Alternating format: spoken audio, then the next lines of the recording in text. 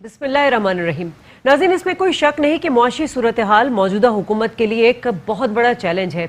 वैसे तो हर नया हुक्मरान ही खजाना खाली होने का शिकवा करता है, मगर इमरान खान को तो बहुत पहले से इस बात का इल्म था कि खजाने खाली हैं, बैनुल अक़वामी कर्ज इंतहा को पहुंच चुके हैं, बिजली का सर्कुलर डेट 1100 अरब से जायद हो चुका है। तो सवाल यहाँ ये है कि फिर आपको तो हुकूमत में आने से पहले ही मुआशी पॉलिसी बना लेनी चाहिए थी, ताकि इक़्तिदार संभालने के साथ ही आप आवाम को महंगाई के सुनामी का ये तोहफा नहीं देते। आज 100 दिनों से कुछ जायद के अरसे में नाज़रीन, आप ही की हुकूमत ने न सिर्फ रोजमर्रा की अशिया सर की कीमतों में 15 से 18% महंगाई बढ़ा दी है, बल्कि सिर्फ 3 माह के दौरान डॉलर की शरह तबादला में 20% इजाफे से खते गुर्बत से नीचे जिंदगी गुजारने वालों की तादाद में लाखों अफराद का इजाफा कर दिया है।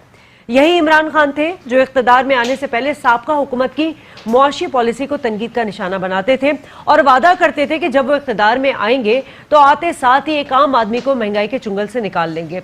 अब सवाल यहाँ यह भी है नाज़रीन कि क्या इमरान खान अपने ही किए गए वादे के बोझ तले दबकर रह गए हैं।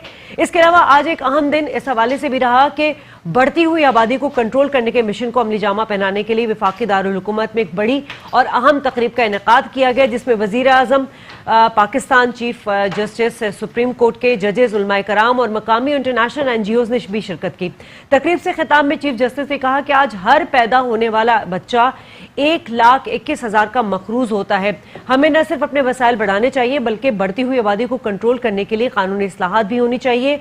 उन्होंने ये भी कहा कि इमरान खान चूंकि मदीने जैसी रियासत का तस्वुर लेकर आए हैं, लिहाजा उनसे यही उम्मीद की जा सकती है, यानी इमरान खान साहब के नातमा कंधों पर अब एक और बहुत बड़ी जिम्मेदारी का बोझ चीफ जस्टिस साहब ने डाल दिया है। इसी तकरीब से खिताब में वजीर आज़म ने एक बार फिर इसी अज़म का अदा किया था नाज़रीन कि पाकिस्तान को मदीने जैसी रियासत बनाने की कोशिश जारी रखेंगे, तो क्या मदीने की रियासत में आबादी कंट्रोल करने का कोई तस्वुर है, इस पर बात करेंगे। मेरे साथ इस वक्त एक ह्यूज पैनल स्टूडियो में मौजूद है। तारुफ कराऊंगी, बिलाल गफ्फार साहब पाकिस्तान तहरीक इंसाफ से ताल्लुक है, MP है, बहुत शुक्रिया आपका। मुझे ज्वाइन किया है हफीजुद्दीन साहब ने, PSP रहनुमा है और सब जानते हैं इख्तियार बेग साहब को, मशहूर शख्सियत हैं। आप पीपल्स पार्टी से तो वैसे आपकी एफिलेशन है, लेकिन दीगर जो है तिजारती मराकज़ से और मोराक्को और यमन और बहुत सारे, मैं आप क्या आपको गिनवाऊं। बहुत शुक्रिया आप सबका। बिलाल साहब, सबसे पहले आपसे बात करूंगी क्योंकि आप लोग बड़े सारे इख्तिदार हैं और मुझे अच्छा भी नहीं लगता बात करते हुए, लेकिन सर यही आप लोग थे जब हुकूमत के साबका हुकूमत की मुआशी पॉलिसी पर तनकीद करते थे। अब आप लोग हुकूमत में आ गए, आप बरसरे इल्ज़ाम तो ठहरा देते हैं कि जी उन्होंने इतनी क्राइसिस पैदा की, अब हम क्या क्या करें। कोई मुआशी पॉलिसी पहले से नहीं बनाई गई थी? बज़ाहिर ऐसा लग रहा है आज असद उमर साहब के ऊपर, क्योंकि मैं इसको ऐड ऑन कर दूं, बाद में करना पड़ेगा मुझे। असद उमर साहब की बातें आ रही थी कि उनको हटाया जा रहा है कलमदान से, फिर उन्होंने कहा नहीं जी, लेकिन कहीं ना कहीं हमें ये मैसेज मिलता है कि इमरान खान साहब जो है वो मुआशी टीम से सेटिस्फाइड नहीं है। बिस्मिल्लाहिर्रहमानिर्रहीम। जो आपने दूसरा सवाल किया उसका मैं आपको पहले जवाब दे दूं। हमारे जो ऑफिशियल स्पोक्समैन है इंफॉर्मेशन मिनिस्टर फवाद चौधरी साहब, उनका भी 2 मिनट पहले डिटेल स्टेटमेंट आ गया है on about rumours of the Asad Umar साहब की जो रेजिग्नेशन है और खान साहब उस पर मुआशी टीम से खुश नहीं है, उस पर अभी पूरा डिटेल उस पर क्लैरिफिकेशन और डिटेल जवाब आ गया है। जहाँ तक आपने इकोनॉमी की बात की और इकोनॉमिक पॉलिसीज़ की बात की, हमें पता था कि क्या इकोनॉमिक चैलेंजेस हैं। अगर आप 2013 को देखें और 2018 को अगर आप 2 मिनट के लिए कंपेयर करें कि जब PMLN की गवर्नमेंट आई थी तो उनके पास सालाना $2.5 बिलियन का करंट अकाउंट डेफिसिट था। जब हम आए तो ये इन्होंने 19 अरब रुपए का करंट अकाउंट डेफिसिट छोड़ के गए थे। तो सबसे पहले हमारे लिए जो मसला था वो था करंट अकाउंट डेफिसिट को कम करना। अच्छा। दूसरा, बैलेंस ऑफ पेमेंट का जो तवाजुन था जो बिगड़ चुका था उसको इम्प्रूव करना। और ये हमने लेकिन जब असद साहब ये प्रेस कॉन्फ्रेंस करते थे तो वो कहते थे बैनुल अक़वामी कर्जे जो है वो ज्यादा आप लोग के लिए मसाइल है, फिर वो सऊदी अरब से 6 अरब आए, फिर UAE से आए, वो पैसे किधर गए, क्योंकि वो बैलेंस ऑफ पेमेंट जो है वो कह रहे थे अल्हम्दुलिल्लाह अब उसका कोई मसला नहीं। मैं तो टोक इस बात का उसी पे आ रहा था जो हमें जून 2019 तक तकरीबन $12 बिलियन की फाइनेंसिंग चाहिए सिर्फ हमारा करंट अकाउंट डेफिसिट को फाइनेंसिंग पूरा करने के लिए। अच्छा। अल्हम्दुलिल्लाह वो जो एक क्राइसिस था वो फाइनेंसिंग हमने अरेंज कर ली है और अब हमारा बैलेंस ऑफ पेमेंट का कोई इश्यू नहीं है। कोई इश्यू नहीं है। हमारे फाइनेंसिंग एग्रीमेंट्स हो गए हैं, हमारी फाइनेंसिंग अरेंजमेंट्स हो चुकी हैं। जहां तक हमने डॉलर की बात की, आपको एक किस्सा सुनाऊं। 2017 जुलाई में उस वक्त के जो डिप्टी गवर्नर थे, वो एक्टिंग गवर्नर थे, उन्होंने डीवैल्यू करने की कोशिश की। तो उस वक्त के फाइनेंस मिनिस्टर ने उनको विद इन 24 आवर्स उनको फायर कर दिया गया कि क्यों आपने डॉलर की कीमत को बढ़ाई और क्यों रुपए की कीमत को आपने डीवैल्यू किया। एज पर स्टेट बैंक की रिपोर्ट आप अभी जाके चेक कर लें, जो रियल इफेक्टिव एक्सचेंज रेट होता है वो पिछली हुकूमत ने on an average 27% over value रखा था, जिसकी वजह से हमारे इंपोर्ट्स और एक्सपोर्ट का जो तवाज़ुन है वो बिगड़ा और हमारा ट्रेड डेफिसिट जो है वो बढ़ गया और हमारे एक्सपोर्ट्स हर्ट हुए, क्योंकि आप पूरी दुनिया में कॉम्पिटिटिव ही नहीं रहे। ये फिगर में आर्टिफिशियली आपका डॉलर रिसर्च करके फिगर्स निकाले हुए, ठीक है। अभी जो आप लोगों को, क्योंकि मेरे और भी मेहमान बैठे, मैं चाह रही हूँ उसमें मैं बाद में आ जाऊंगी। अच्छा हफीजुद्दीन साहब, ये इकोनॉमी पॉलिसी इमरान खान साहब की सब उस पर तनकीद कर रहे हैं, ये भी बात, इसमें भी कोई दो राय नहीं कि पिछली हुकूमतों ने भी कुछ नहीं छोड़ा। अब मैं कराची के हवाले से, क्योंकि पीएसपी का हम कराची में एक रोल देख रहे थे इक़्तिदार से पहले, आप लोगों को वो रोल नहीं मिल सका, लेकिन आप लोग गाए बगाए ये बात और प्रेस कॉन्फ्रेंसेस करते रहते हैं। ये जो कराची में जो सूरत हाल इस वक्त हो रही है, क्योंकि एक इकोनॉमी हब है कराची का, पूरे मुल्क पे असर पड़ता है। ये जो एक महीने में जो तबाही मच रही है कराची में, इसका इम्पैक्ट पड़ रहा होगा, वो उसकी वजह से भी हमारी इकोनॉमी जो है वो डाउन साइजिंग पे गई है। देखिए, पहली बात तो मैं ये समझता हूँ कि पीटीआई की तमाम कमज़ोरियों के बावजूद इनको सही मौका मिलना चाहिए। देखिए, मैं हम भी दे रहे हैं मौका, हम कब कह रहे हैं? फिगर्स साहब खुद ही कह रहे हैं कि ना, वो मैं आपसे ये कह रहा हूँ कि वो होता ये है कि इनको मौका इस वजह से भी देना चाहिए कि हम फिगर्स की जगलरी में, ये सारी चीज़ों में, हम पॉलिटिकल लोग हैं, हम बड़ी सीधी सीधी से बात करते हैं। जो हमें इस 100 दिन में चीज़ नज़र आ रही है वो वाज़े नज़र आ रही है कि ये जो है बच्चा जो है आगे चलता हुआ नहीं, पाँव चलता हुआ महसूस नहीं हो रहा। एक पहली बात तो यही है, इनको इस वक्त भी मौका है कि अपने मामलात को ये ठीक करें, अपनी टीम को परफेक्ट करें और लोग सही दें, क्योंकि देखिए मुल्क का नुकसान इस सारी सूरत हाल में बर्दाश्त नहीं किया जा सकता। ये जो कुछ कर रहे हैं इसके नतीजे में मेरे मुल्क का नुकसान हो रहा है। अब कराची के अंदर आप बताइए, जिस बेदर्दी के साथ इन्होंने इंक्रोचमेंट के नाम पे और सुप्रीम कोर्ट के नाम, अब उन ऑर्डर्स को पढ़ लीजिए, उसमें ये सब कुछ नहीं है जो ये कर रहे हैं। वो तो नाले और सड़कों और खैर, मैं आपसे कहता हूं कि देखें, लेकिन इस शहर को डिस्टर्ब करके पीटीआई का कोई कसूर नहीं है, तो अदालती नोटिस है जिसकी आड़ में सियासत खेली जा रही है। पूरे मुल्क के अंदर मैं आपको बताऊं, पूरे मुल्क के अंदर भी पीटीआई का कसूर नहीं है, पंजाब में भी कसूर नहीं है।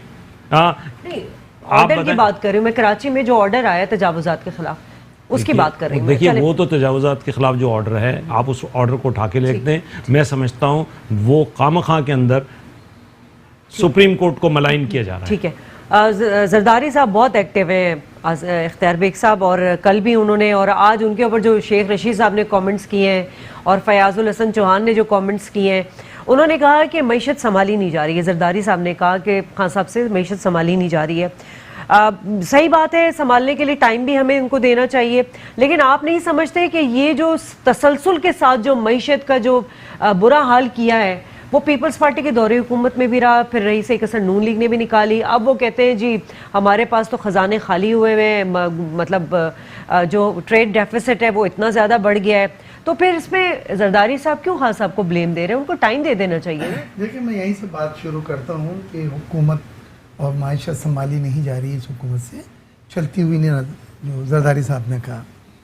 मैंने तमाम दौरे हुकूमत में, आप जानती हैं कि इकॉनमी में डायरेक्ट प्राइम मिनिस्टर लेवल पे, फाइनेंस मिनिस्टर, डीलिंग्स फेडरेशन से सब बाखुदा बतला रहा हूँ, जितना नाउमीदी, जितना बिजनेस कम्युनिटी शैटर्ड हुई है, उनके कुछ समझ में नहीं आ रहा है कि ये हाथ से निकलती जा रही है, रेत जो है गिरती चली जा रही है हाथ से।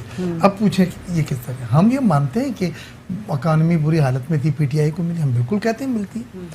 इन्होंने डायग्नोज उसको करना था और पहले ही बैलेंस शीट तो इनके पास थी, उसका एक प्लान बनाना था। इन्होंने कोई प्लान नहीं बनाया, एडॉक मेजर्स ले रहे हैं, ये कर दें तो फिर ये साइड इफेक्ट हो जाते हैं, ये कर दें तो ये साइड।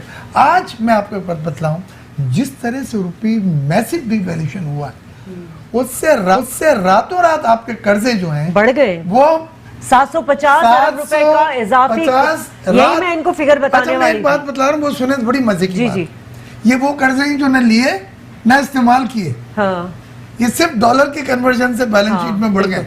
117 से 147 पे जो आप आए, सॉरी 42 पे, 142 पे, तो 750 बिलियन के तो कर्जे बढ़ा दिए। सही।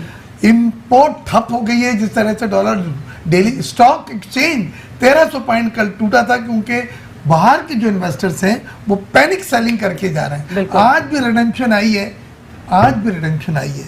तो कहने का मेरा मकसद ये है कि ये सही मेडिसिन और सही हिकमत अमली के तहत माशत को सही नहीं कर पा रहे, चलाया जा रहा। अच्छा, अब उसमें क्या होता है, देखिए हम पैनिक सिचुएशन नहीं कहते। असद उमर मेरे दोस्त हैं, हमारा अभी कराची में आए थे फेडरेशन में, 3 घंटे मेरे साथ थे। इमरान साहब से मिलके आया था, मैं उनसे ये कह रहा था कि एक्सपोर्ट जो है बढ़ाना चाहते हैं तो सिर्फ डिवैल्यूएशन करके एक्सपोर्ट नहीं बढ़ सकते। मैं आपके प्रोग्राम में लिख के जा रहा हूँ, सही, ओके। एक्सपोर्ट के लिए आपको कम्पिटिटिव बनाना है अपने आप को। एक्सपोर्ट के लिए जो उनके रिफंड्स हैं 250 अरब के, वो रिलीज करें ताकि उनका हाथ खोले। वो 3 साल से आपने नहीं दिए। अच्छा, तुमर साहब ने मुझसे कहा पोस्ट डेटेड चेक दे रहे हैं आगे के डेट के, आप डिस्काउंट बैंक से करा लीजिए। हम उसके लिए भी तैयार हो गए, डिस्काउंटिंग चार्जेस हम दे देंगे। 15 दिन का कहा था, 1.5 महीना हो गया, वो भी नहीं मिला। अच्छा, मेरे ख्याल में इख्तियार साहब, हम लोग इस प्रोग्राम करते हुए मेरे ख्याल है तीसरी दफा चौथी दफा मेरी आपकी, वैसे तो हर प्रोग्राम में हम इकोनॉमी को, क्योंकि क्राइसिस इतने ज्यादा है कि इससे हट के हम बात कर ही नहीं पा रहे। आपने ये बात बारहा कही है, लेकिन क्यों बिलाल साहब, क्यों? आप देखिए, आप लोगों ने कहा था हम इकोनॉमी एडवाइजरी काउंसिल बनाएंगे, बिजनेस एडवाइजरी काउंसिल बनाएंगे, हम ऐसे एक्सपर्टीज को लेकर आएंगे। कहाँ है वो सारी चीजें? 2-3 चीजें मुझे, वो सारी चीजें हैं कहाँ? 2-3 चीजें मैं थोड़ी क्लैरिफाई कर दूं। हाँ साहब, यू टर्न पे यू टर्न की क्लेरिफिकेशन दे रहे हैं कि यू टर्न का ये मतलब नहीं है, दूसरे दिन कहते हैं यू टर्न का ये मतलब नहीं है, तीसरे दिन कहते हैं यू टर्न का ये मतलब नहीं है। 100 दिन की जो स्पीच उन्होंने की अपनी कारकर्दगी की, उसमें बताया बिजनेसमैन के इंटेंसिव के लिए क्या बात की, इंडस्ट्रियलिस्ट। शर्मिला होता है सरमायाकार। जब आप ये कहते हैं आप कंसिस्टेंट पॉलिसी बदल भी सकती हैं, यू टर्न भी हो सकती है, वो तो भाग जाता है। सर, जो स्पीच हुई ना, उसमें इमरान खान साहब ने कहाँ बात की कि हम बिजनेसमैन के लिए, हम एजुकेशन के लिए, हम इंडस्ट्रियलिस्ट के लिए ये इंटेंसिव लेकर आ रहे हैं?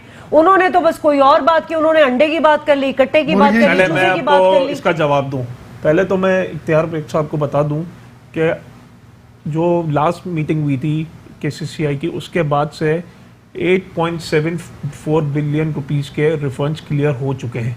ये मैं आपको लेटेस्ट 250 में से 8.4 देखिए स्टार्ट हुआ है। इंटरेस्ट रेट 10% से हुआ, अब आप मुझे कंप्लीट करने दें। 14% दूसरी बात, हमेशा पाकिस्तान में इंपोर्ट लेड कंजम्पशन बेस्ड आपकी इकोनॉमी हमारी है ही ना, हमारी इंपोर्टेड बेस की है ना इकोनॉमी। देखिए यू हमारी कंजम्पशन, देखिए हम तो सेविंग हो ही नहीं रही ना। यही 100 रुपए में 94 में मेरी ये मुझे तो मैं कह तो रही हूँ, मान रही हूँ, लेकिन उस पे आप रिफॉर्म्स लेकर आएंगे।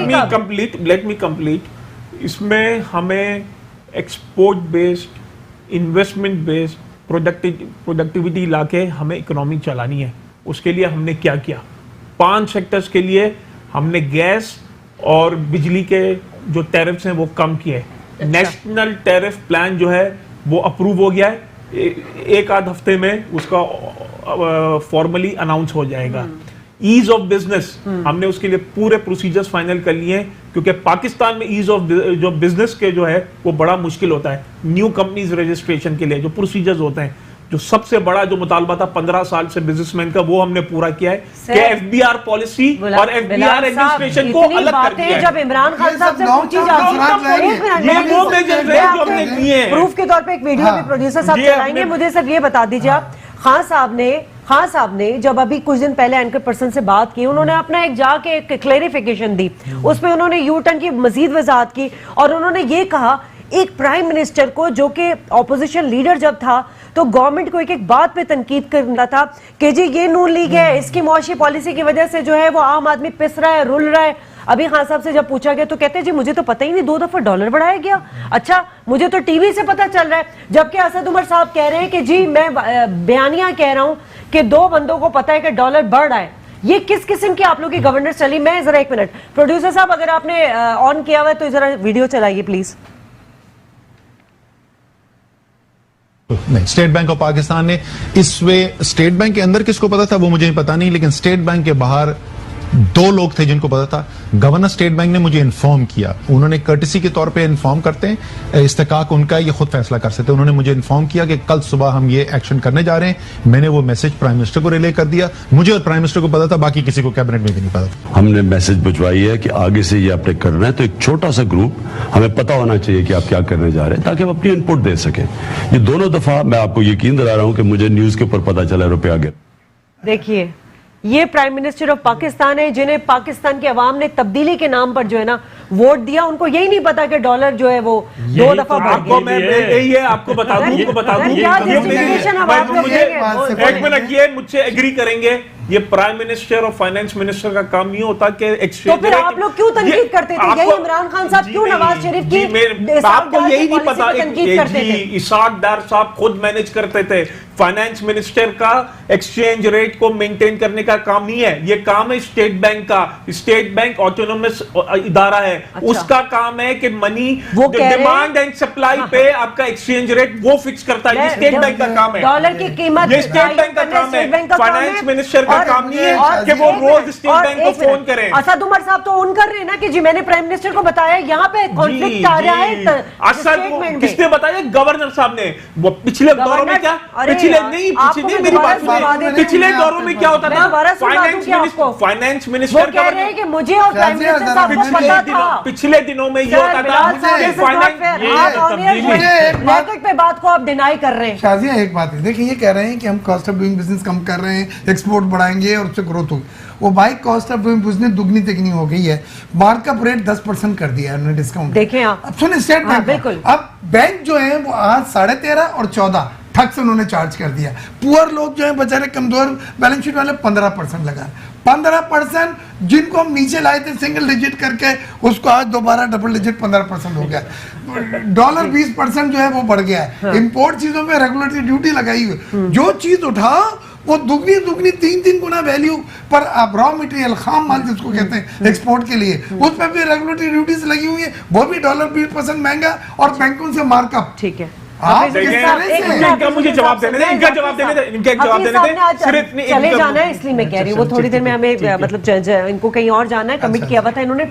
आपको क्या लग रहा है, क्या पीटीआई की गवर्नमेंट पहले से तैयार नहीं थी? कोई उन्होंने प्लान्स नहीं बनाए हुए थे? अब वो सर मुंडाते ही ओले पड़ गए? मतलब विल तो है इनके पास, टीम नहीं है इनके पास डिलीवर करने के लिए। मैं तो उनका साबिक एमपी भी रहा हूँ। जी जी जी, इसीलिए मैंने आपसे मैं इस सारी सूरत-ए-हाल को समझता हूँ। मेरी नज़र के अंदर वहाँ कोई टीम नहीं है, और जिन लोगों को प्लेस करना चाहिए था उनको प्लेस भी नहीं किया गया। और ऐसी वहाँ पे सूरत हाल है जिससे जो उखाड़ पछाड़ हो रही है उसके नताइज के अंदर, मैंने इससे पहले भी कहा, पूरी हमारी कौम इस मामले को भुगतेगी। अभी भी खान साहब के पास टाइम है, लोगों ने तब्दीली की बुनियाद पे उनको वोट दिया है, वो अभी भी सोचे अपनी टीम को दोबारा से उसको ठीक करें और मामलात को आगे चलाएं, क्योंकि जमहूरियत ही हमारे मुल्क के लिए एक लाएअमल है, रास्ता है आगे का। अगर इसके ऊपर अमल नहीं किया गया तो आगे काम नहीं चल सकता। चलें हफीजुद्दीन साहब, आपका शुक्रिया क्योंकि आपने कहीं और जाना है। नाज़रीन ब्रेक लेंगे और ब्रेक के बाद वापस आएंगे तो जरा बात भी कर लेंगे इकोनॉमी के हवाले से। तो बात करें डॉलर की उड़ान का असल मसला क्या था, उसके पीछे क्या साजिशें थी, उसको फायदा किसको हुआ, बात करेंगे इस ब्रेक के बाद। वेलकम बैक नाज़रीन। और यकीनन नई हुकूमत है, बहुत सारे चैलेंजेस हैं, मौशी बहरान जो पैदा हुआ है उस पर एक हिजानी कैफियत जो है वो मुल्क में इस वक्त नज़र आ रही है। बहुत सारे लोग क्लैरिफिकेशन भी दे रहे हैं। आज हम जो प्रोग्राम में बात कर रहे हैं इकोनॉमी के हवाले से कर रहे हैं। हम बात करेंगे, चूंकि इमरान खान साहब जो है वो हमेशा ब्लेम देते रहे नून लीग की हुकूमत को, तो हम जानते हैं मोहम्मद जुबैर साहब को हम कॉल पे लेते हैं और उनसे बात करेंगे कि वजह क्या है और वो इन तमाम चीज़ों को किस तरह देख रहे हैं। मोहम्मद जुबैर साहब ने ज्वाइन कर लिया हमें? अच्छा जुबैर साहब, इस वक्त इमरान खान की हुकूमत की मौशी पॉलिसी पर बड़ी तनकीद की जा रही है, मगर खान साहब मौशी बहरान का जिम्मेदार आपकी हुकूमत, साबका हुकूमत नून लीग को ठहराते थे, क्या कहेंगे आप? बिल्कुल गलत बात करते हैं। मतलब जो इकोनॉमी चल रही थी उसके बहुत से पॉजिटिव पहलू थे और वो पॉजिटिव पहलू में सबसे ज्यादा इम्पोर्टेंट ग्रोथ रेट था कि अच्छी खासी ग्रोथ हो रही थी पाकिस्तान में। 5.8% पिछले 10 साल में नहीं हुई थी। इन्फ्लेशन या महंगाई जो थी वो कम तरीन सतह पर थी। और दूसरे हुई है पिछले साल जो जून में अभी क्लोज हुआ है, तो ज्यादातर जो आदाब थे वो तो बहुत अच्छे थे और माहौल भी बड़ा अच्छा था। आप पिछले जाके जनवरी, फरवरी, मार्च, अप्रैल वगैरह में देख रहे हैं उसमें क्या प्रॉब्लम था। जनवरी में वर्ल्ड बैंक, फरवरी में हार्वर्ड बिजनेस रिव्यू ने पाकिस्तान की जो इकोनॉमी थी उसको one of the 5 fastest growing economies in the next 5 year करार दिया था। इनके आते ही सब कुछ खराब हो गया कि जी वो जो पिछले अरसे में एक जो चैलेंज था वो डॉलर्स का चैलेंज था कि जी डॉलर्स कम थे, वो बिल्कुल था, उसको एड्रेस करना था। उसको एड्रेस करने के बजाय पूरी की पूरी इकोनॉमी को, तमाम सेक्टर्स को तबाह बर्बाद कर दिया। अच्छा, डॉलर की कीमत जो बढ़ रही है, 8 रुपए का झटका लग गया, इसकी वजह भी बताइए। और ये भी कि असद उमर साहब ने कहा कि इस डार साहब ने डॉलर को वैल्यू पर रखा हुआ था और मार्केट में फेंक दिया था, मगर हम इस तरह का, यानी वो पीटीआई की हुकूमत कोई आर्टिफिशियल इकदाम नहीं उठाएगी, वो भी गलत बात है। इसहाक डार के जाने के बाद डीवैल्यूएशन हुई थी और उसके बाद जब डीएमएलएन की हुकूमत गई है तो 117 पर छोड़ के गई थी और उसके बाद जो केयरटेकर सेटअप आई थी वो 124 तक लेके गई थी। तो वो तो डीवैल्यूएशन तो हो चुकी थी। वो कहना कि वो इसहाक डार के जाने के बाद साल तक नॉर्मल डीवैल्यूएशन हुई और 124 पर इसको मिला। असल मसला ये है कि वो इनके, मैंने जिस तरह पहले कहा कि जो डॉलर की कमी थी उसको एड्रेस करना था और एक्शंस लेने थे, बजाय कि वो एक्शंस लेते डॉलर को पूरा करने के लिए। हर हुकूमत को कोई ना कोई चैलेंजेस जरूर मिलते हैं, उसको एड्रेस नहीं किया, जिसकी वजह से रोज एक बहरान का शिकार होती है पाकिस्तान की मईशत। और डॉलर फॉरेन एक्सचेंज रिजर्व्स आप देख लें, जब हुकूमत आई थी उस वक्त कितने थे और अब कितने हैं। तो जब वो कम होते चले जाएंगे तो जाहिर सी बात है लोग फिक्रमंद होंगे और डिमांड ज्यादा होगी और सप्लाई कम होगी। और दूसरी ये है कि ये तो उन्होंने खुद एग्री किया है कि ये स्टेट बैंक ने जानबूझ के ये एफर्ट किया था और जानबूझ के एफर्ट करने का मतलब ये है कि वो जो आईएमएफ की प्रायर उसको मिली। ठीक है, बहुत बहुत शुक्रिया। जुबैर साहब भी कहीं कमिटेड थे, वरना और बहुत सारे हम सवालात उनसे कर लेते। अब मुझे बता दीजिए आप, ये जो एक तो डेट लायबिलिटीज़ हैं, जीडीपी का जो हमारा एक वो भी क्रॉस कर रहा है 80%, मतलब ये तमाम चीज़ें, ये सिर्फ एक चीज़ डॉलर बढ़ाने से आपको पता है कि कितना आपकी इकोनॉमी जो है वो क्राइसिस में मजीद आ जाएगी। आप लोग हुकूमत में हैं, किस तरह इन चीज़ों को आप सस्टेन, कोई इकोनॉमी हमारी इन हालात में कैसे सस्टेन होगी? मैं ये जो जुबैर साहब ने जो बातें की उसकी मैं 2 जवाब दूंगा। 2 बातों पे मैं जवाब देना चाहूँगा। एक तो इन्होंने कहा कि ग्रोथ भी ये इन्हीं के टेन्योर में 5 साल में $34 बिलियन का कर्जा बढ़ा है। ये मेरे फिगर्स नहीं है, ये स्टेट बैंक के फिगर्स हैं। जब ये लोग आए थे, ठीक है, तो सर्कुलर डेट आपका 450 अरब रुपए था, वो इन्होंने आते ही क्लियर किया।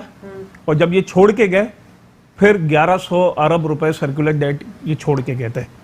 ये होती है नाअहली, ये होती है बैड गवर्नेंस जो हम कहते। और आपका 3000 अरब रुपए का फिस्कल डेफिसिट ये छोड़ के गए। 1.1 ट्रिलियन का ये पब्लिक सेक्टर एंटरप्राइजेज में डोमेस्टिक डेट छोड़ के गए। ये मेरे नंबर्स नहीं है, ये फैक्ट्स एंड फिगर्स हैं। मेरे सीनियर साथी हैं, ये भी है ना, इससे एग्री करेंगे कि पब्लिक सेक्टर एंटरप्राइजेज में कितना डेफिसिट ये छोड़ के गए। क्यों? Bad governance, corruption. क्यों है ना, आपके है ना। मुझे एक बात बताएं कि इनके 5 साल में $66 था डॉलर की आपका ऑयल की average, as compare to previous 5 साल में इन्होंने $25 अरब की बचत की थी ऑयल इंपोर्ट में। फिर भी जब ये लोग गए तो सिर्फ $16 बिलियन का ये ना छोड़ के गए। मुझे तो एक चीज आसान समझा दीजिए। मैं आपको आसानी बता रहा हूँ, मुझे मैं तो आपको मैं इसका मैं अब आपको मुझे समझ नहीं आ रहा है आम आदमी को कैसे समझ में आएगा। आम आदमी के लिए चलो कि ये जब लोग गए छोड़ के गए तो हमारे पास इंपोर्ट बिल सिर्फ 2 महीने का रह गया था। हमारी जो करेंसी आर्टिफिशियली ओवर वैल्यू थी उस पर प्रेशर पड़ना था। अभी खाम तेल की कीमत जो है आलमी मार्केट में वो $50 फी बैरल है। बिल्कुल यही है ना, ठीक है। अच्छा, जब यही नून लीग की हुकूमत होती थी तो आप कहते थे जी अच्छा मार्केट में, आलमी मार्केट में कम हुई है, आम आदमी पर इसका इम्पैक्ट नहीं पड़ रहा। आप मुझे अब बता दीजिए अभी कम है तो आम आदमी को आप लोग क्या दे रहे हैं? मैं आपको इसका फर्क बता देता हूँ और ये एग्री भी करेंगे कि उस वक्त आपका general sales tax on petroleum products 30 से 80% था। आज आपका जीएसटी पेट्रोलियम प्रोडक्ट्स में on an average 8% single digit general sales tax है पेट्रोलियम प्रोडक्ट्स का। ये है ना फर्क है। आप कह रहे हैं ना क्या डिफरेंस है। देखिए हमें आगे करना क्या है, हमें आगे एक्सपोर्ट बढ़ानी है, हमें इन्वेस्टमेंट्स लाने हैं, हमें देखें 27 साल बाद एक्सॉन अभी तो एक्सॉन पाकिस्तान में आया। कहा कि जब आप एक यू टर्न लेते ही रहेंगे तो फिर सरमायाकारी आपकी आएगी कैसे, जब गवर्नमेंट की पॉलिसी वाज़ेह ही नहीं है तो एक बैरून मुल्क इन्वेस्टर्स आपके मुल्क में लगाएगा क्यों पैसे कि आज मैं लगा दूं कल गवर्नमेंट यू टर्न ले ले तो मेरा तो गया काम। जो फॉरेन इन्वेस्टर्स का कॉन्फिडेंस है कि बड़े बड़े ग्रुप्स आपके 27 साल के बाद एक्सॉन मोबिल आए। हाँ। आपका पेप्सी कोला ने इंटरनेशनल $1.5 बिलियन की इन्वेस्टमेंट का उसने अनाउंस किया है। हाँ। कोको कोला ने उसने मैं आप ही के पास आ रही हूं जी सर सब देखिए ये बड़ी अच्छी तरह से एडवोकेट कर रहे हैं और यंग मैन है। आप ये बता दें मैंने जो फैक्ट्स एंड फिगर्स बताए वो गलत है, आप वो चैलेंज कर लें फैक्ट्स। देखिए मसला सिर्फ ये है कि दवाई सही नहीं दे रहे तो शफा मुझे नहीं नज़र आ रही, हालात और ख़राब हो रहे हैं। बिजनेस कम्युनिटी इंपोर्ट इतनी महंगी हो गई है, रॉ मटेरियल इतना महंगा हो गया है कि एक्सपोर्ट की चीज़ें बना के बेची फिर नहीं जा रही हैं। हालांकि डॉलर जो है वो महंगा हुआ है, उसके बावजूद आपने रिफंड नहीं दिए, लोगों के पास कैश वर्किंग कैपिटल जिसको कहते हैं वो है ही नहीं, ड्रेन आउट हो चुका है। उसके बाद आपने जो रेगुलेटरी ड्यूटीज लगाई हैं, इन सब चीज़ों ने आपकी इंपोर्ट को बहुत महंगा कर दिया है। और इंपोर्ट जब महंगी होगी तो हर चीज़ महंगी होगी। फिर आपने साथ साथ ये जो यू टर्न के जो टर्मिनोलॉजी इन्होंने बनाई ये बहुत नुकसानदेह, उसको मानते गलती हो गई, बात खत्म करें। मुझे लग रहा है ये सरमायाकार ये सही में ना इसला इस्तेमाल गलत कर ली थी। हाँ, मतलब कह देते हैं हम गलतियां करते हैं और हम मान लेते हैं। अब क्या हो रहा है कि सर सरमायाकार हाथ नहीं डाल रहा है, स्टॉक एक्सचेंज से रिडम्पशन हो रही है, यानी बेच रहे हैं, पैनिक सेलिंग हो रही है। 1300 पॉइंट स्टॉक तबाह बर्बाद हो गया, लोग छोटे इन्वेस्टर जीरो हो गया, धुल गए बिल्कुल। आज बिजनेस कम्युनिटी एक न्यायी सरमायाकारी नहीं कर रही। मैं बिजनेस कम्युनिटी की रीढ़ की हड्डी हूँ, यहाँ से पेशावर तक अभी मैं होकर आया हूँ, फेडरेशन के इंतखाबात एक चैम्बर में गया हूँ, सब ने हाथ रोका हुआ है, वेट एंड सी क्या होगा क्या होगा। सही है ना, बेचैनी। अब आप बात कर रहे हैं करप्शन। हाँ। जब कोई बात हो, भाई करप्शन एक एलिमेंट है, बिल्कुल करो, करें, बिल्कुल करना अच्छी बात सब चाहते हो, but corruption is not everything, it is a part of governance, not the only governance.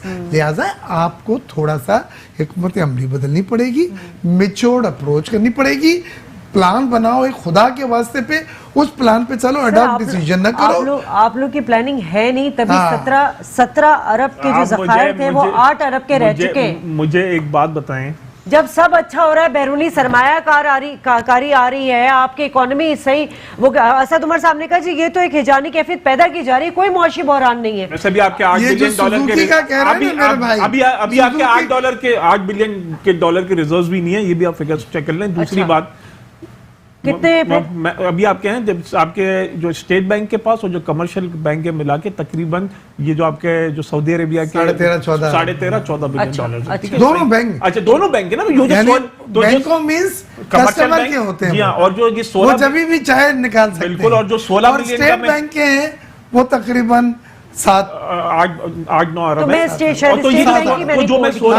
जो मैं 16 अरब का कह रहा हूँ, ये भी उसमें ही आपके कमर्शियल बैंक और स्टेट बैंक के दोनों के मिला के थे। अच्छा दूसरी बात, फर्स्ट टाइम विंटर्स में कोई गैस की शॉर्टेज ही नहीं होगी। कल कराची चेंबर में के जो एक डेलीगेशन है वो असद उमर साहब से मिला है, इनको पता होगा कि इसमें उसमें मेक श्योर किया गया है कि इस बार अनइंटरप्टेड गैस सप्लाई होगी आपके इंडस्ट्रीज को इस विंटर में, वरना ये इन 3 महीने में आपकी विंटर की में आपकी गैस की लोड शेडिंग होती है। दूसरा मैं आपको बताऊं, टेक्सटाइल जो हमारा हब है, हमारी रीढ़ की हड्डी इकोनॉमी के लिए, उसके लिए गैस पंजाब में 150 मिल बंद हुए हैं, फैसलाबाद में ग्रेवयार्ड बन गया है, फैसलाबाद में टेक्सटाइल इंडस्ट्री वापस से रिवाइव हो गई है। अच्छा? और मैं आपको वसूख से कह रहा हूं कि मैं परसों फैसलाबाद मैं से आपको आया। बता रहा हूं ना, मेरी भी एक्सपोर्टर से जान पहचान है। यही लोग क्लेम करते हैं सरमायाकारी आ रही है, बरामदात बढ़ रही है, खसारे मैं आपको एक बात बता दूं, पिछले साल अक्टूबर कि हमें नए आप जो छूट दे रहे हैं इनकम टैक्स की, हम सरमायाकारी करने को 2000 हमें छूट दें, तो वो तो कहते हैं वो नए यूनिट के लिए, कहते नहीं इसी को आप नया तस्वीर पिछले साल आपके अक्टूबर 2018 में आपका जो ट्रेड डेफिसिट और करंट अकाउंट डेफिसिट था जो आपका वो 2 अरब का था, मंथली 2 अरब डॉलर का। इस साल आपका $1 बिलियन से कम हो गया है। क्यों? क्योंकि जो हमने इकोनॉमिक पॉलिसी स्टार्ट की, आपका एक्सपोर्ट बढ़ा है, आपका इंपोर्ट कम हुआ है, और आपका देखिए रेमिटेंस तो आप अक्टूबर 2018 में $2 बिलियन का रेमिटेंस आया, जो जिसको आप कह सकते हैं अच्छा, जब इतना पॉजिटिव रिस्पॉन्ड आ रहा है, पाकिस्तानियों का हमारे ऊपर इत्मीनान है। अच्छा। चलिए नाज़रीन, ब्रेक लेंगे, ब्रेक के बाद वापस आएंगे, कहेंगे जब सब इतना अच्छा है तो फिर एक आम महीन क्यों नहीं और खुश क्यों नहीं है। ब्रेक के बाद बात करेंगे। वेलकम बैक नाज़रीन, और बात हो रही तब्दीली सरकार के आने के बाद कि आवाम पर इसका क्या इम्पैक्ट पड़ेगा, क्योंकि अब तक आवाम को वो रिलीफ नहीं मिल सका है।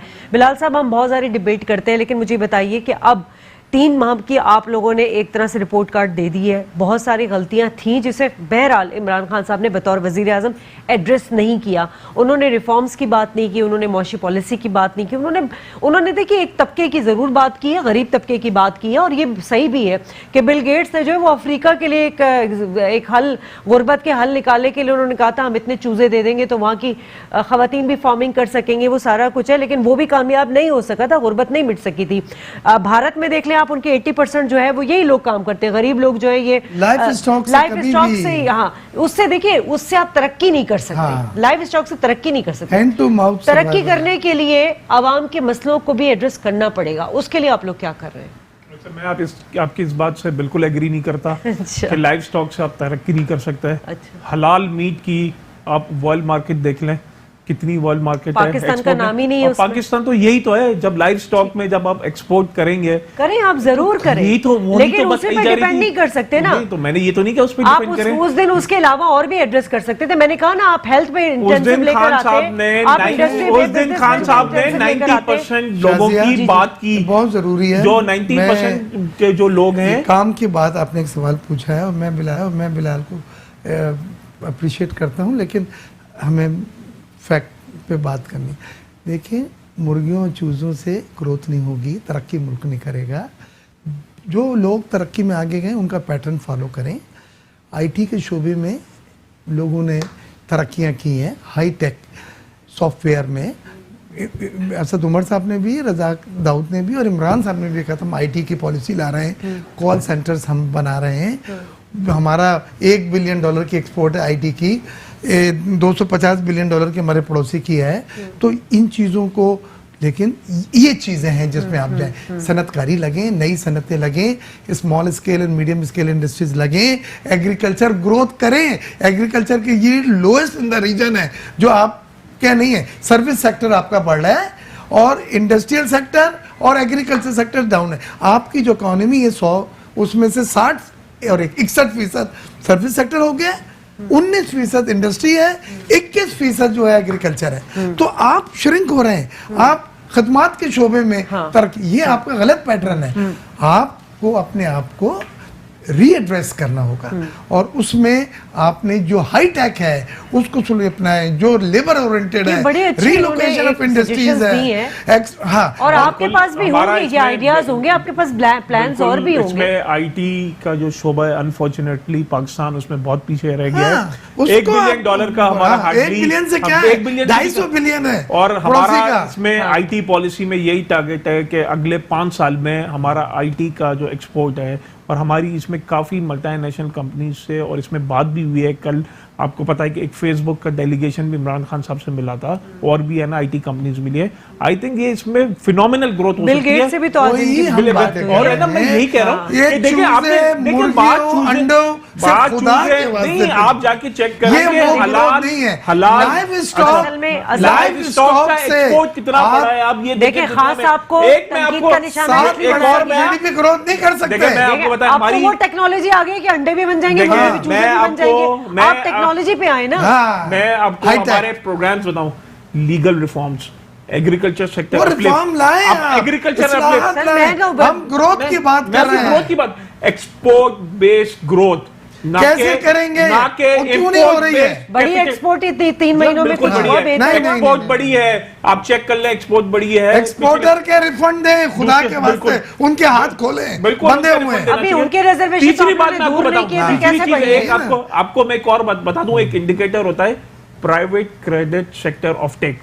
इस 4 महीने में पिछले साल से आज मेरी बात लिख ले आप ये मानते हैं कि 14% मार्कअप बैंकों का जो हो गया ना, हाँ। इसके ऊपर आप ज्यादा सरवाइव कर ही आप नहीं ये सकते। मुझे ज्यादा ही है बताएं, वैसे ही। ये समझे? आपने 10% कह रहा, बैंकों ने 13, जो 13.5, जो 14 कर दिया। recently- आप देखें फाइनेंशियल कॉस्ट कितनी बढ़ गई है। मैं आपको आप कह रहे हैं कि मुझे मैं इसको इसका भी जवाब देता हूं। फाइनेंशियल कॉस्ट से माली लागत आप बढ़ मुझे गई है। बताएं, जो स्टेट बैंक की जो रीसेंट रिपोर्ट आई है उसमें आपका प्राइवेट क्रेडिट ऑफ वो कब का है? डिस्काउंट से पहले क्या बढ़ने का? 4 महीने डिस्काउंट का, अभी बढ़ाए जुलाई, हैं। अगस्त, हाँ, सितंबर, तो अक्टूबर, ये तो 4 अभी महीने का। 10% दूसरी किया है। बात, कॉस्ट ऑफ कैपिटल ये में 10% आपका कब किया ईज है? ऑफ बिजनेस होना चाहिए भाई 10% कि आपके कब जो किया है? प्रोसीजर्स है ना उसको मिनिमाइज टाइम करें कि जो आपका जो 10% टाइम वैल्यू ऑफ मनी है वो सही तरीके से use हो। शाजिया 10% और 13% के मार्कअप के बाद प्राइवेट सेक्टर क्रेडिट अगर 30-40% कम ना हो, जब हम नेक्स्ट प्रोग्राम में आपके साथ, वो तो पहले का बतला रहे मैं हैं इस जब 4 महीने की बात कर मार्कअप रहा हूं। सिंगल डिजिट था, 7%, 8%,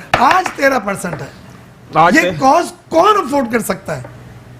डॉलर मैं ऊपर, यही आपसे बात कर रही हूं, मार्कअप वहां पे, बिलाल आप एक्सपोर्टर लोग रिफंड नहीं समझते मिल हैं कि रहा है। हम आप लोग पे बात तनकीद कहते करते हैं हैं। कि एक्सपोर्ट आपने बढ़ा। हर सेक्टर पे जो देखें, तबाही मचाई हुई है ना इस वक्त, और सिर्फ इसकी वजह ये है कि कोई डायरेक्शन आप लोग के पास नहीं है। मैं आपको कोई बताता हूं, डायरेक्शन मैं नहीं है। आपको बताता हूं हम ना क्या- सपोर्ट करने को तैयार हैं, हम पूरा टाइम देने एफबीआर को में तैयार सर, रिफॉर्म्स आ आप- गए, एफबीआर में रिफॉर्म्स आ गए। तो भाई आए कि नहीं आए, आप ये ग्रोथ नहीं बताएं। होती, क्यों? ग्रोथ की बात तो करें पहले, वो इस्लाहत मैं एक आपकी अलग है। इसी से तो कह वो रहा तो हूं आप कि इस्लाहत करें, मैं यही तो बिल्कुल कह रहा करते हूं कि रहे साथ आप में। के पाक अच्छा, जो कितनी import- सरमायाकारी आ मेरी गई? बात सुनिए। चाइना से आप लोगों ने मेरी- बात नहीं मैं करना इसका भी- चाहिए। अभी मैं इसकी सुनना भी चाहिए बता आपकी रहा बात, हूं, आप मैं मेरी इसकी भी बात बताता हूं। सुनिए। चाइना ने कभी भी साफ कह दिया कि हमने पाकिस्तान कोई पैसे cannot नहीं दिए, afford हम import सरमायाकारी based में growth। आएंगे। कौन कह रहे हैं import based? Import based growth Pakistan अब अफोर्ड ही नहीं हम कर सब सकता। कह रहे हैं, लेकिन एक्सपोर्ट को एक्सपोर्ट सस्ता बढ़ेगा। करें। एक्सपोर्ट में हमने क्या एक्सपोर्ट को सस्ता आप करें। ये माने कि गैस और 14% गैस और बिजली इंडस्ट्रीज के लिए बिलाल 5 साहब, मेजर सेक्टर्स भाई के लिए 5 सेक्टर गैस के और अलावा- बिजली के लिए आपको आपको बिजली पता कंपनी है, के नहीं कि आप ये 5 सेक्टर बताएं। के अलावा, लाउड हो के आप किसी को शाजिया, कन्विंस नहीं कर 5 सकते सेक्टर सर। के अलावा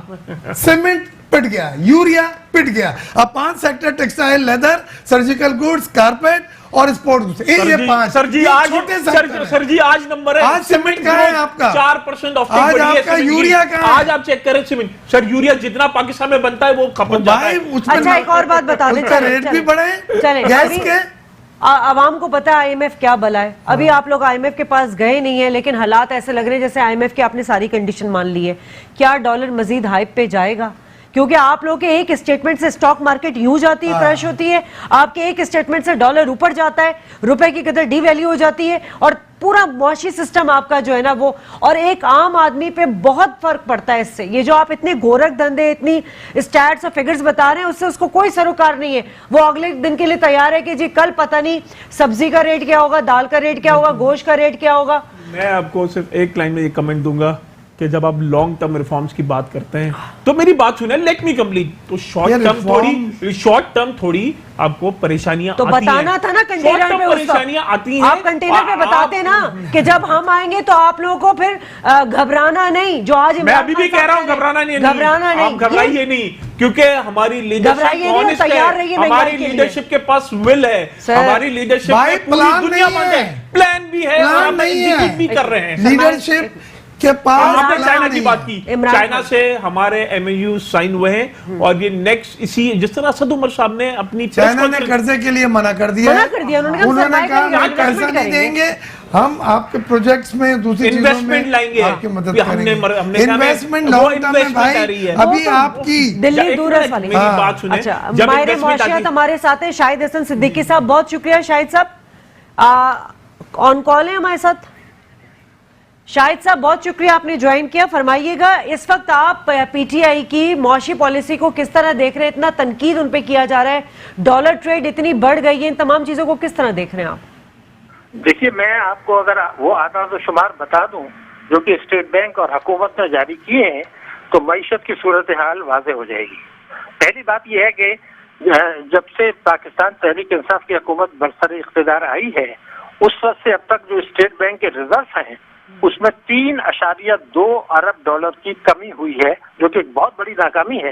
इसमें बहरहाल 1 अरब डॉलर उसके बाद सऊदी अरब से आया, तो फिर 2.2 अरब डॉलर की बड़ी कमी। दूसरी बात यह कि रुपए की कदर बहुत तेजी से गिरी है, और इस हुकूमत के दौर में जो अभी तीन माह कुछ दिन रहे हैं, $1 124 रुपए से बढ़ के 139 रुपीज पर आ गया, यानी तकरीबन 15 रुपए डॉलर कमी हुई। फॉरेन डायरेक्ट इन्वेस्टमेंट जिसका बहुत चर्चा है, स्टेट बैंक ये कहता है कि जी अक्टूबर तक उसमें 46% कमी हुई, बाहर से सरमायाकारी कम आई पिछले साल की इसी मुद्दत के मुकाबले में। जो शरह सूद है वो इस हुकूमत के दौर में स्टेट बैंक ने अब तक 7.5 से 10% यानी 250 बेसिस पॉइंट का इजाफा हुआ। तो मईशत की शरह नमू जो बड़ा टारगेट होता है वो पिछले साल 5.8 था, उसको कम करके जो है 4% कर दिया गया। और एक मिनी बजट आया है जिसमें अवाम पर टैक्सेस लगे 83 बिलियन के, 37 अरब का हदफ कम किया और 2100 अरब रुपए तालीम और सेहत पे कम किए। ये है इनकी स्टैटिस्टिक्स परफॉर्मेंस मईशत की। ठीक है, बहुत बहुत शुक्रिया शाहिद हसन सिद्दीकी साहब। मेरे पास टाइम भी ख़त्म हो चुका है, आप दोनों का शुक्रिया अदा करना चाहूँगी। नाज़रीन, सारी सूरत हाल आपने देख में घबराना नहीं है, महंगाई बढ़ भी सकती है और उम्मीदें अच्छी भी हो सकती हैं। थोड़ा सा वक्त है, अल्लाह करे गुजर जाए और ये लोग जिन पे हमने एतमाद किया है और हुकूमत दी है, ये हमारी उम्मीदों पर पूरा उतरे। शाज़िया खान को प्रोग्राम से इजाज़त दीजिए, अल्लाह ने के बाद।